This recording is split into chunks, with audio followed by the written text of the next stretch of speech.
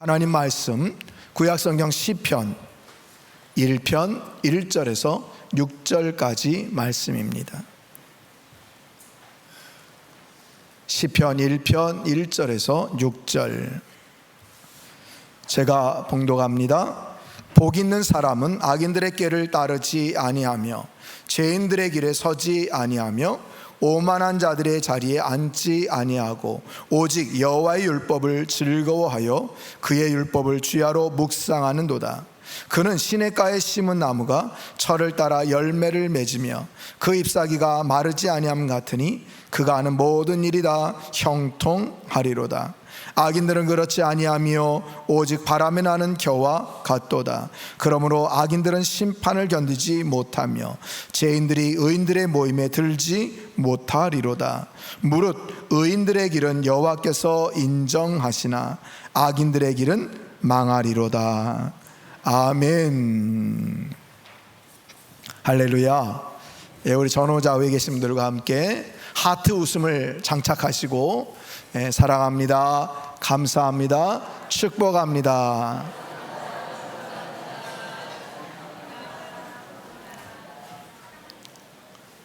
네, 그 말만 하면 끝입니까? 뭐 늘 하는 거 있잖아요. 내 옆에 앉아줘서 고마워. 한 주간도 복이 넘쳐나기를 소망해.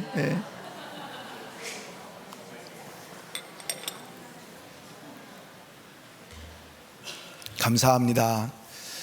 2018년 5월 매일성경 청년들이 사용하는 순교재에 옥명호 씨가 쓴 묵상과 사회적 영상이라는 제목의 글에 서론에 나오는 이야기를 여러분들에게 들려드리면서 설교를 시작하려고 합니다.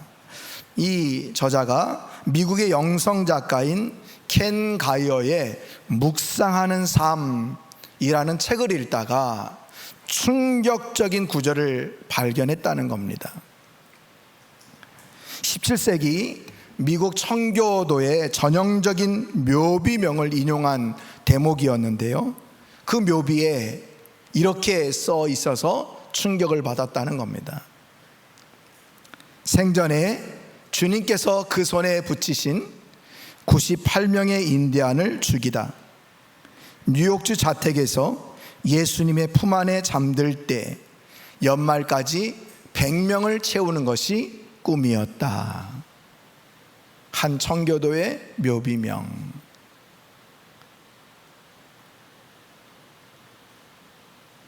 여러분, 청교도가 누굽니까? 그럼 청교도를 우리가 잘 몰라도 청교도에 대해서 여러분에게 잠깐 말씀드리면 16세기에서 17세기 영국의 종교개혁을 주도적으로 감당했던 사람이 청교도입니다. 그들은 너무나도 잘 아는 칼빈 신학, 이 칼빈이 얘기하는 신학을 따랐고, 또 칼빈 신학의 가장 중요한 오직 성경, 오직 말씀, 성경의 권위를 중요하게 여기는 사람입니다. 여러분, 우리가 추수감사주일 때가 되면 추수감사주일의 배경에 대해서 들을 때가 있지 않습니까? 그때 나오는 사람들이 이 사람들입니다. 그래서 영국에서 신앙의 자유를 찾아서 이제 메이플라워를 타고 미국 신대륙인 미국에 이제 도착을 했다. 서태에 씨를 뿌렸고 이제 곡식이 자라기를 바라면서 농사를 했는데 아직 그 땅을 제대로 몰랐기 때문에 가지고 온 씨앗으로는 열매를 맺지 못했다. 근데 그 다음 해는 많은 열매를 거둘 수가 있었는데 이유가 뭐냐? 바로 그 땅에 살고 있는 원주민인 인디안들의 도움을 받아서 씨를 구할 수 있었고, 그 씨를 그 땅에 뿌렸을 때 많은 열매를 거뒀다는 겁니다.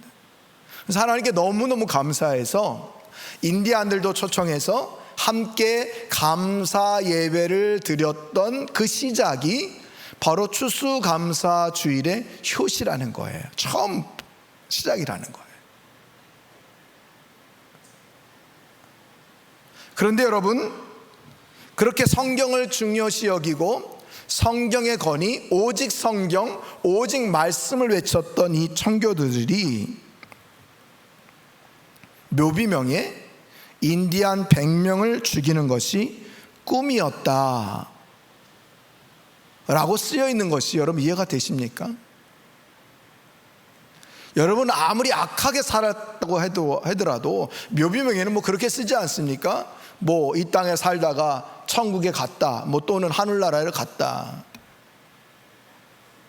좀 정말 귀하게 산 사람이라면 이 땅에 귀한 삶을 살다가 하나님의 부름을 받았다. 뭐 보통 이렇게 뭐 쓰여 있는 것이 묘비명이 대부분일 텐데 어떻게 인디안 100명을 죽이는 것이 꿈이었다. 그것도 누가? 성경대로 살겠다. 성경의 말씀은 1.1핵도 오류가 없고 그 말씀대로 살아가야 된다라고 외쳤던 청교도들이 사람을 그렇게 쉽게 죽였다는 거예요. 여러분 하나님을 모르고 교회 다니지 않아도 사람의 안에는 양심이라는 게 있지 않습니까? 그래서 이 양심이 작동이 되잖아요. 근데 여러분 어떻게 양심이 작동하는 사람이 인디안을 100명이나 죽여야 되겠다? 이렇게 말할 수가 있을까? 여러분 혹 우리 안에도 이런 모습은 있지 않을까요? 지금은 우리가 이렇게 신앙생활 하지만 주님 재림하시는 그날을 우리가 알지 못하니까 우리가 뭐 대략 100년이나 200년 후에 우리 후손들이 우리를 바라보면서 아 그때 선조들이 이런 신앙생활을 했대, 그런 모습은 없을까요? 여러분 한번 점검할 수 있기를 바랍니다. 그래서 저는 오늘 말씀을 대하는 자세를 점검하라 라는 제목을 통해서 정말 우리가 어떻게 말씀을 대하고 있는지, 말씀을 대한다는 것은 곧 하나님을 대하는 방법인데 우리는 어떻게 말씀을 대하면서 살고 있는가, 또 나는 어떤 사람인가, 어떤 신앙의 모습을 갖고 있는지 오늘 말씀을 통해서 한번 점검할 수 있기를 바랍니다. 자, 말씀을 대하는 자세를 점검하라. 먼저 점검할 것은요, 첫 번째 나의 삶이 묵상인가 아니면 묵살인가 하는 것을 여러분 점검해야 됩니다. 묵상인가 아니면 묵살인가, 여러분 굉장히 중요한 겁니다. 오늘 본문 시편 1편은 우리가 너무나도 잘 아는 말씀 아닙니까? 아마 대부분 많은 분들이 암송하다시피 하는 그런 본문입니다. 그런데 여러분 그 잘 아는 시편 1절 시작을 알리는 말씀이 어떤 말입니까? 복 있는 사람은 입니다. 여러분 우리 1절 말씀을 다 같이 한번 읽어볼까요? 시작. 복 있는 사람은 악인들의 꾀를 따르지 아니하며 죄인들의 길에 서지 아니하며 오만한 자들의 자리에 앉지 아니하고. 아멘. 가만히 잘 보니까 복 있는 사람은 어떤 사람이냐, 무엇을 하느냐 라고 하는 것보다 무엇을 하지 않느냐가 중요한 것을 알게 됩니다. 그래서 복 있는 사람은 악인들의 꾀에 따르지 않고 죄인들의 길에 서지 않고 오만한 자들의 자리에 앉지 아니한다고 얘기를 합니다. 자, 그러면 반대로 복 있는 사람은 무엇을 하는 사람인가? 2절 말씀 우리 또 한번 다 같이 읽습니다. 시작.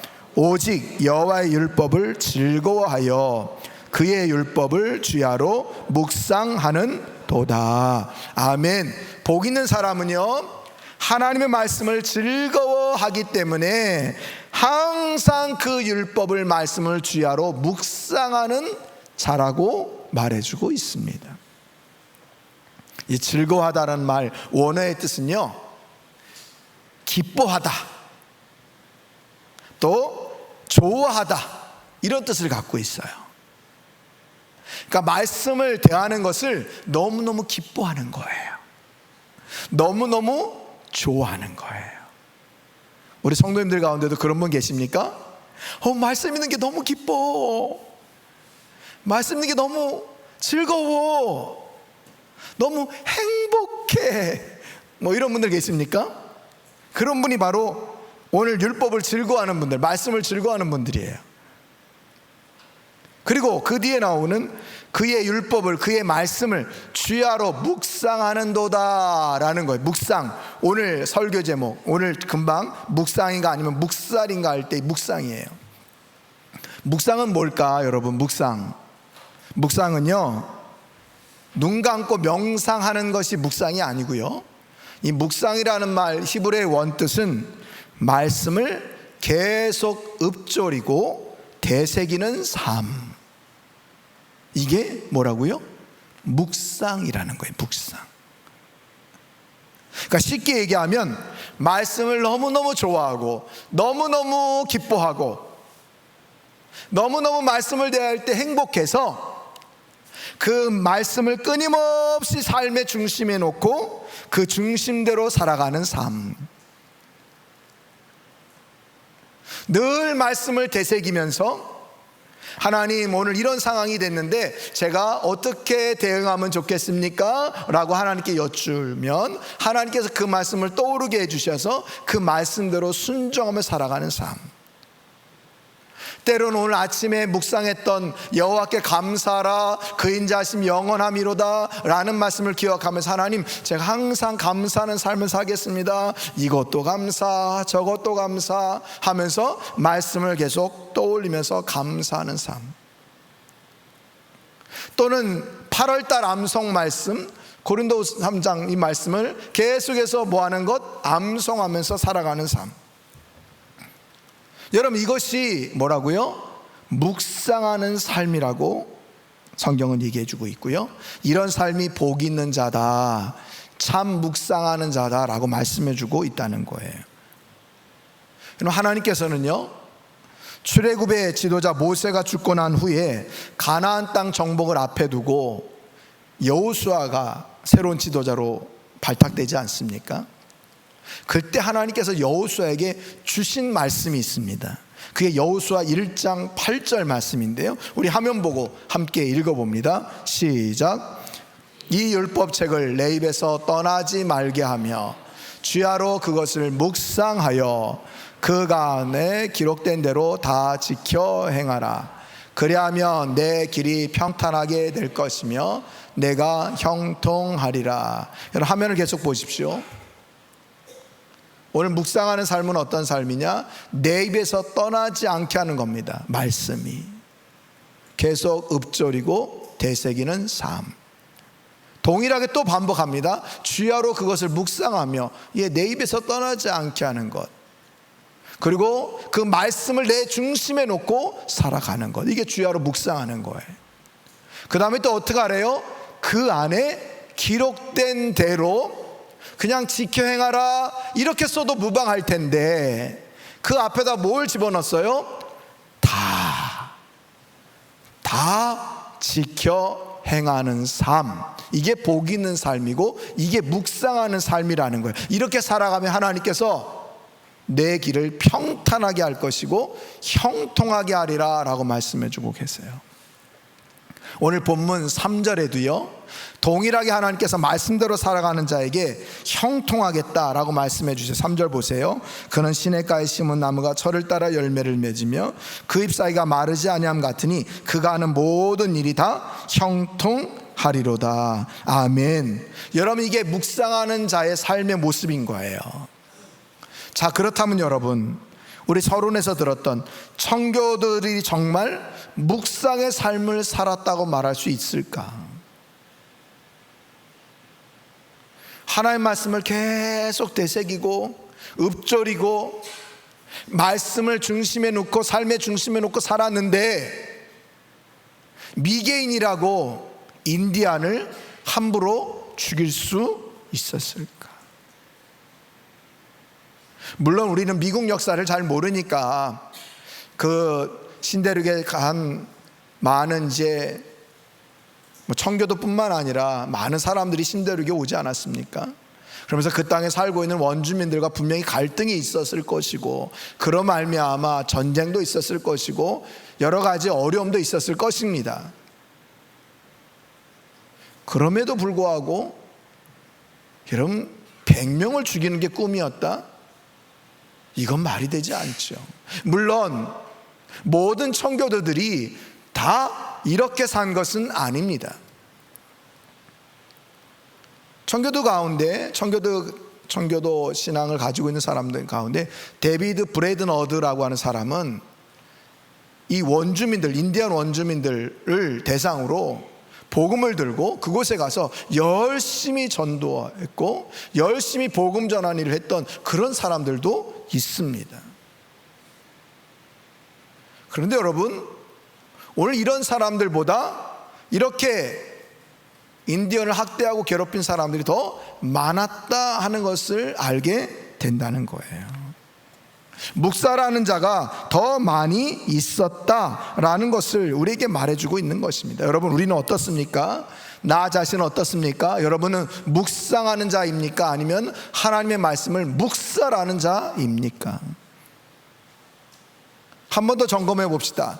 성경 레위기 19장 9절에서 10절 말씀을 보면요, 이렇게 우리들에게 말합니다. 너희가 너희의 땅에서 곡식을 거둘 때 너는 밥 모퉁이까지 다 거두지 말고 내 떨어진 이삭도 줍지 말며 내 포도원의 열매를 다 따지 말며 내 포도원에 떨어진 열매도 줍지 말고 가난한 사람과 거류민을 위하여 버려두라. 나는 너희 하나님 여호와이니라. 여러분, 하나님 너무 멋지지 않습니까? 요새 뭐 신식말로 아주 유행하는 말로 여백이 있는 삶, 밥 모퉁이까지 그거 싸그리 다 추수하지 말래요. 아이고, 그 여름 내내 땀 흘려가지고 이 폭염에 무더위에 그 습한 날씨에 가서 그 김 메고 그거 해가지고 그 열매 거둔 건데, 우리 하나님 뭐라고요? 그 모퉁이까지 싸그리 다 추수하지 마라. 혹시 과일 따다가 떨어지는 거 있으면 아이고 아까워 그러면서 가서 막 털어가지고 다시 집어넣지 말래요. 우리 생각에는 아까워요. 근데 하나님 그렇게 하지 말래요. 왜 그렇게 하지 말라고 말씀합니까? 오늘 10절에 보니까 가난한 사람과 거류민을 위하여 버려두라. 내버려 두라는 거예요. 다른 성경에는 고아와 가부와 나그네와 외국인을 위해서 내버려 두래요. 이게 하나님의 뜻이에요. 하나님의 배려와 사랑이에요. 우리 하나님 무섭고 뭐 정의의 칼날을 딱 들고 막 그것만 막 휘두르시는 그런 하나님이라고 생각하는데, 우리 하나님의 여백이 있는 삶, 배려와 사랑을 느낄 수 있습니다. 근데 여러분, 우리는 어떻습니까? 우리는 어때요? 우리나라에 외국인들이 많이 들어와 있는데 외국인들 학대한다고 하는 뉴스들이 계속 나오지 않습니까? 그 가운데 크리스찬은 없을까? 그런 마음이 막 들어요. 우리는 어떤가? 나는 어떤가? 정말 악착같이 그냥 모조리 그냥 따는 것은 싸그리 다 걷어내야 그게 대단한 것이라고 우리가 생각하면서 그렇게 살고 있지 않습니까? 근데 우리 하나님은 이기적인 삶 살지 마라. 타인을 배려하면서 이웃을 섬기면서 나누면서 살아가라 라고 말씀해 주고 계시다는 거예요. 이렇게 살았던 사람이 있죠? 보아스가 이렇게 살았잖아요. 여러분, 시튼 동물기라고 유명한 박물학자 어니스트 톰슨 시튼이라는 사람이 있는데요, 이 사람이 인디언의 복음이라고 하는 책을 썼습니다. 인디언의 복음이라는 책만 딱 보면 인디언들도 예수님 믿어가지고 복음의 역사가 막 넘쳐났나 보다, 이게 아니라 아직 복음이 들어가기 전에 인디언들 안에 백인들이 말하는 복음이 있었다는 거예요. 그 내용을 얘기해 주고 있는 거예요. 책 머리에 시튼이 그런 얘기를 합니다. 백인의 문명과 인디안의 문명을 비교하는 구절이 나오는데요, 이렇게 얘기합니다. 본질적으로 백인의 문명에서 성공 척도는 자신을 위해 얼마나 많은 재산을 모았는가 하는 것의 반면에 인디안의 문명의 성공 기준은 동족들을 위해서 얼마나 많은 봉사를 했는가 라는 거라는 거예요. 백인의 문명, 청교도들의 후손인 백인들은 얼마나 많이 재산을 모았는가, 자신을 위해서. 이게 성공의 척도라면 인디안들은 뭐라고요?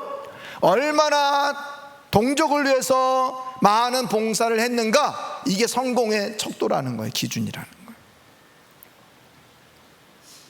여러분, 뭐예요? 청교도들의 후예는 백인들은 악착같이 버는 거예요. 다른 사람은 어떤지 관계없고 나만 일단 잘 되면 돼요. 그 자본주의가 우리가 지금까지도 그렇게 살고 있는 것 아닙니까? 다른 사람은 어떻게 살든 말든 나만 잘 되면 돼 하는 게 여러분, 우리가 사는 시대의 자본주의의 모습이잖아요. 근데 오늘 인디언들은 뭐라고요? 동족들을 위해서 얼마나 많은 봉사를 했는가, 이게 성공의 기준과 척도라는 거예요.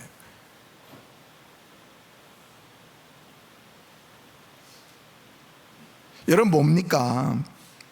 청교도의 후예인 백인들의 문명과 그들이 미개하다고 여겨서 그냥 각차 없이 죽여버렸던 인디안들의 문명 가운데 어느 쪽이 더, 여러분, 오늘 우리가 아까 살펴봤던 레위기 19장 말씀과 더 가깝게 산 사람들입니까?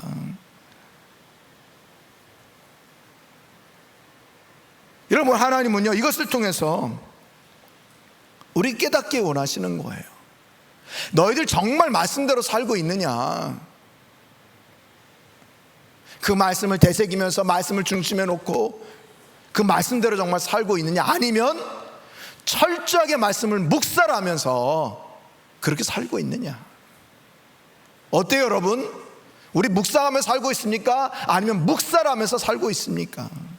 우리 조금만 힘들면요, 말씀대로 못 살겠네 하면 묵살해버립니다.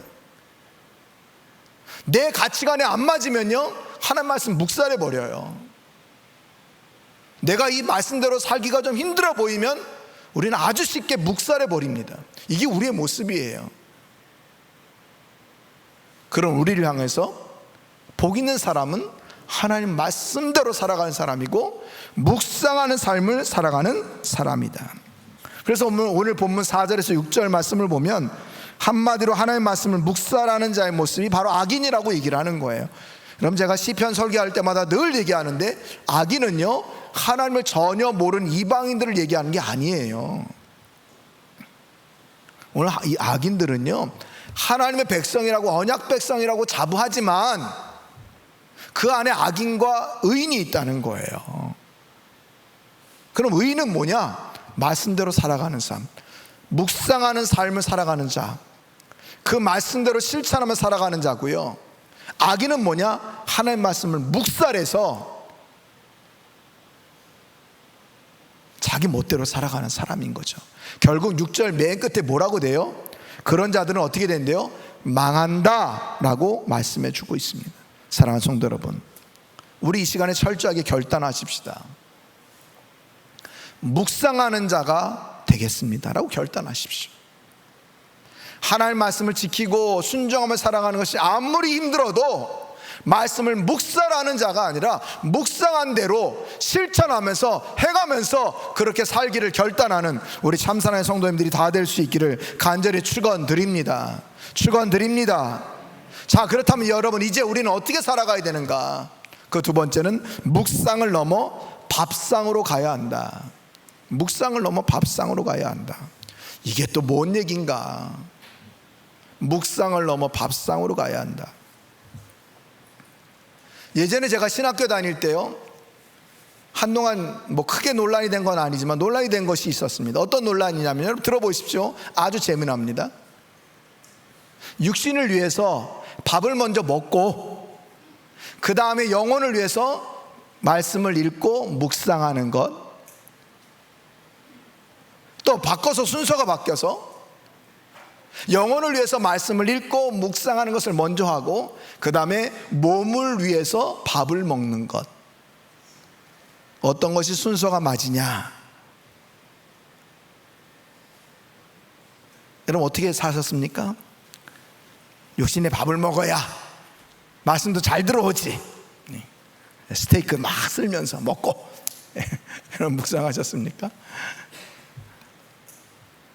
이게 한동안 논란이 됐어요. 그래서 수련회 성경학교 준비할 때 아침밥을 먹이고 뭐 할 거냐, 뭐 여러 가지가 있었던 거예요. 왜 우리 밥 먹기 전에 예전에는 뭐 암송해야 밥 주고 그랬잖아요. 저는 학생 때 늘 얘기하죠. 너무 그게 치사해가지고 제가 전도사하고 뭐 교육자 할 때는 절대로 그런 일을 안 시켰어요. 여러분 이건 뭘 얘기하는 뭐 이 논란거리도 아니고요. 여러분 어떤 것을 먼저 하든지 상관없습니다. 그러나 물론 우리가 하나님의 말씀을 더 중요하게 여기는 마음으로 그 어떤 것을 하기 전에 먼저 말씀을 읽고 묵상하는 삶을 살아가는 것 중요합니다. 그러나 어떤 것을 먼저 하든지 상관없다. 상관없습니다. 무엇이 중요합니까? 말씀을 읽고 듣고 묵상한 대로 살아가는 것이 중요하다. 자, 그렇다면 오늘 두 번째 묵상을 넘어 밥상으로 가자는 것은 무슨 뜻이냐? 그 순서를 말하는 것이 아니라 먼저 말씀을 먹자라는 겁니다. 말씀을 먹자. 그러니까 여러분 우리가 성경을 펼치는 것은 마치 밥상을 펼치는 것과 같다. 요새 뭐 다 식탁에서 드시겠지만 밥상을 펼치는 것과 같다. 그래서 펼쳐진 말씀, 그 안에 주는 여러 가지 주옥과 같은 영양가 높은 그런 말씀들을 내가 뭐 하자? 먹자라는 거예요. 먹자. 그래 여러분 우리가 살아갈 수 있는 거예요. 우리가 육신의 밥을 안 먹으면 힘이 나지 않고 살아갈 수가 없잖아요. 여러분 몇 끼만 굶어도 벌써 피부가 푸석푸석해지고 다리에 힘이 빠지고 뭐 근육에 경련이 일어나지 않습니까? 우리는 그것을 보고 밥 먹을 때네, 또는 어떤 분들은 고기 기운이 떨어졌네, 뭐 그러면서 찾아 드신단 말이에요. 근데 여러분 우리가 말씀에 대한 각성은 없어요. 어떤 사인이 없는 거예요. 성령께서는 물론 말씀을 읽어라, 말씀을 가까이 하라 우리에게 말씀하지만 우리는 어떤 것이요? 내 삶이 먼저기 때문에 그건 묵살해버리고 다른 건 먼저 하는 거죠. 여러분 오늘 묵상에서 밥상으로 간다는 것은 하나님께서 펼쳐진 이 말씀을 딱 펴놓고 하나님께서 주신 말씀을 내가 먹어야 한다라는 거예요. 먹어야 한다. 그리고 또 한 가지 묵상을 넘어 밥상으로 가자는 것은 내게 주신 말씀, 내가 깨달은 말씀을 전하여서 다른 사람들도 함께 먹게 하고 함께 나누는 밥상 공동체, 또 성경 말씀 공동체, 나눔 공동체가 되어야 한다는 거예요. 그게 먼저는 가정에서 일어나야 된다는 거예요. 엄마가 아빠가 새벽에 새벽기도 나와서 말씀 들은 것, 아침에 아이들 밥 주면서 오늘 말씀은 이런 거야 라고 말씀을 나누는 그런 삶이 있어야 되고요.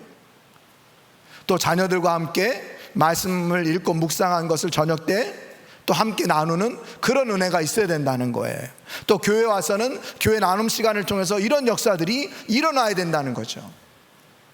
우리가 7, 8월 이제 성경 캠프 때문에, 성경 바캉스 때문에 잠시 멈춰졌지만 이제 9월 달부터는 또 우리가 말씀 나눔을 할 텐데 여러분 그때 이런 말씀 나눔의 역사들을 누려야 된다는 거예요.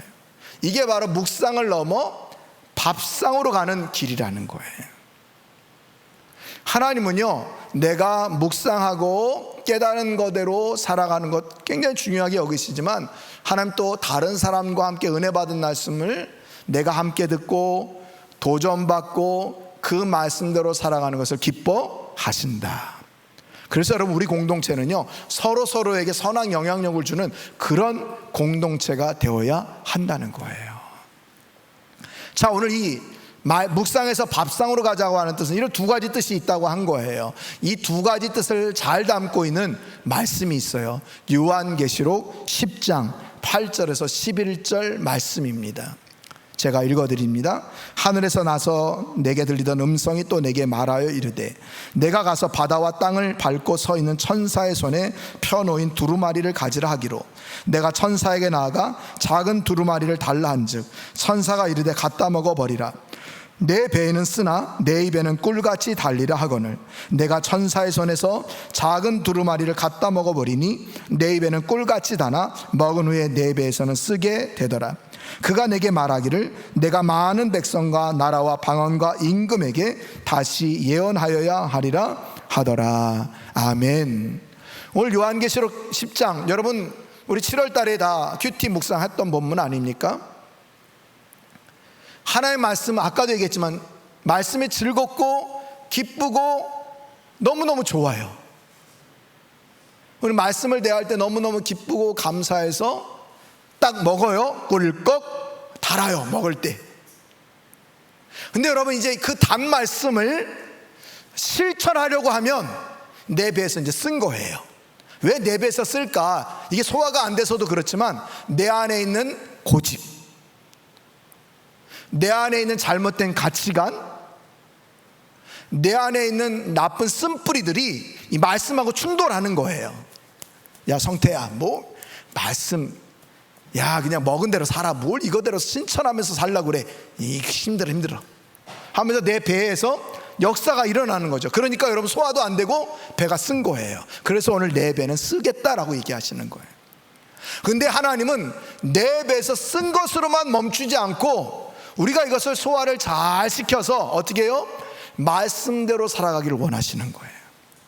그 내가 이렇게 말씀에 순종할 때 순종하는 나를 통해서 하나님의 역사가 나타나고 하나님의 영광이 나타나고, 할렐루야, 하나님의 이름이 영광을 받으신다는 거예요. 이런 삶이 바로 묵상을 넘어 밥상으로 가는 길이라는 거예요.